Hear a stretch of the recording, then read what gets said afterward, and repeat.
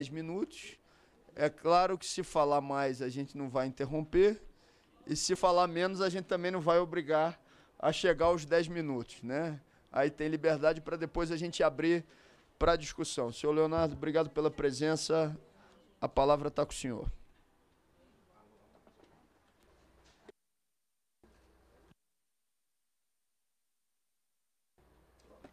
Alô? Oi. Boa tarde a todos e todas.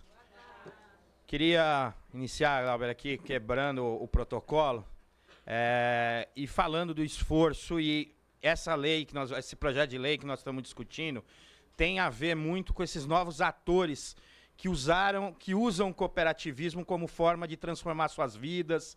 E eu queria iniciar essa audiência pedindo uma salva de palmas para as catadoras e para os catadores de materiais recicláveis.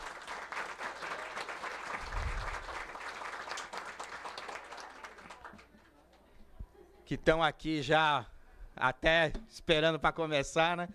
Mas, gente, a minha fala inicial é um pouco contextualizar a importância dessa casa avançar e aprovar esse projeto de lei 519, que muda, que moderniza, que adequa o cooperativismo às conquistas e os avanços da democracia, desde a redemocratização, com a Constituição de 88. Então, esse é o principal sentido.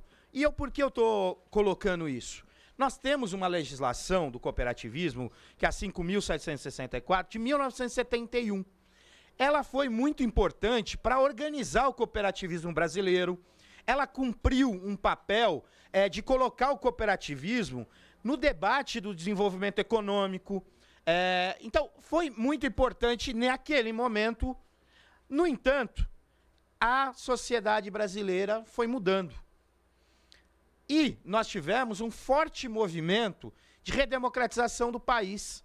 Novos atores sociais se consolidaram, entidades sociais, pastorais, associações, e o cooperativismo também começou a ganhar novos rostos, novas estratégias de organização, e muitas pessoas pegaram o cooperativismo, não mais aquele modelo só das grandes cooperativas agropecuárias que consolidaram e que fizeram dar visibilidade ao cooperativismo brasileiro. Muitos setores sociais que eram invisibilizados, muitos setores sociais que faziam da luta social, dos movimentos sociais, se organizaram em cooperativas. Nós vamos ter falas aqui nesse sentido, mas, por exemplo, os assentamentos de reforma agrária também começaram a utilizar o cooperativismo como instrumento de sustentabilidade econômica dos assentamentos da agricultura familiar, da reforma agrária. E aí, no setor urbano, por exemplo, nós tivemos pessoas que eram excluídas, que eram, às vezes, humilhadas socialmente, invisibilizadas. Eu vendo a cidade de São Paulo, em que os puxadores de carroça, eles eram humilhados. O pessoal de carro xingava, tinha gente até que cuspia.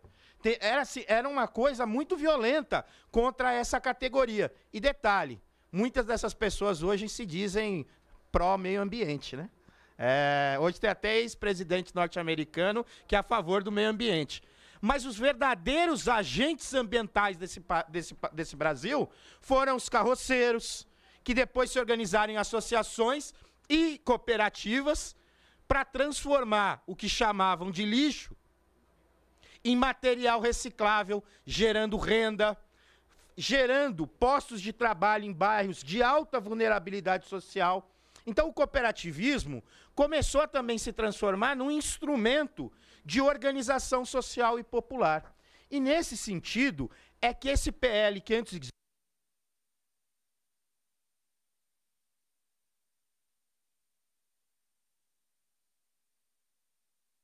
Oi, obrigado, que eu acho que eu pus o papel aqui.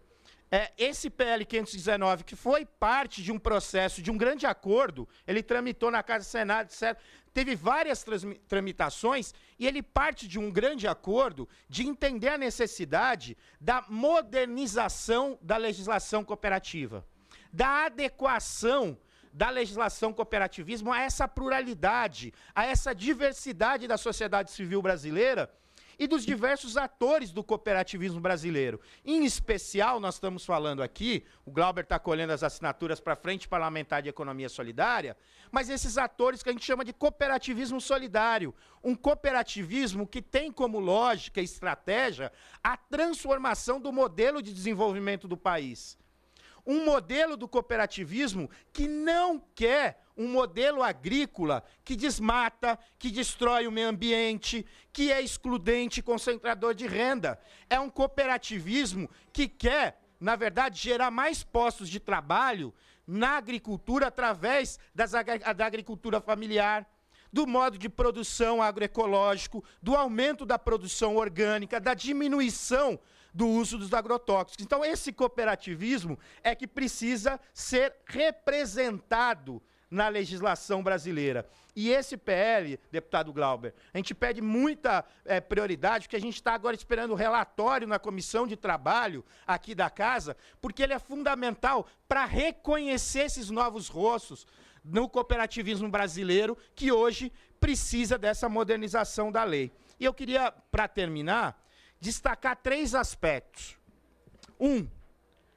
Ele traz mais o sentido e fortalece da autonomia e da liberdade de organização, de filiação do cooperativismo brasileiro. Ele inclui pluralidade no campo da representação política e social do cooperativismo brasileiro, reconhecendo essa diversidade que é real desses novos atores que constroem o cooperativismo. Reforça a ideia da liberdade associativa, da pluralidade, e resgata, depois vão ter outras falas que vão reforçar isso, o caráter associativo.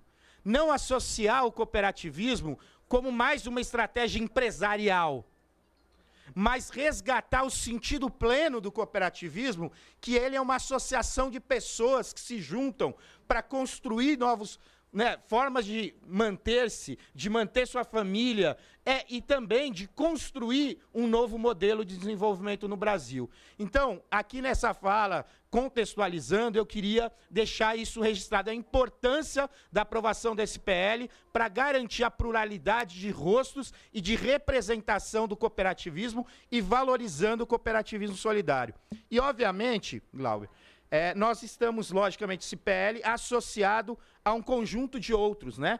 O PL 137 de 2007, que é o PL que cria o Sistema Nacional de Economia Solidária. Essa é uma prioridade para a Unicopas. A PEC que o Jacques Wagner apresentou no Senado, que é a 69, que inclui no ordenamento econômico, na Constituição brasileira, a economia solidária.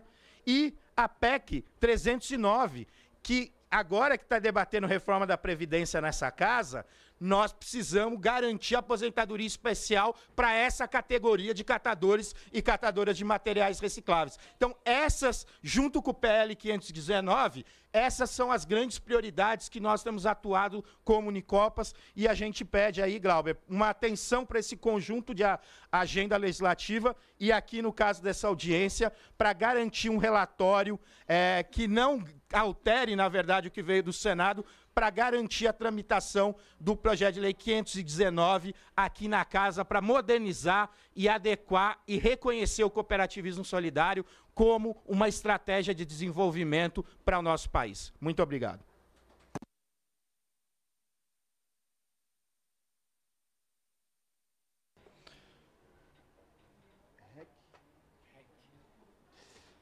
Agora vamos ouvir o senhor Daniel Reck, agradecendo.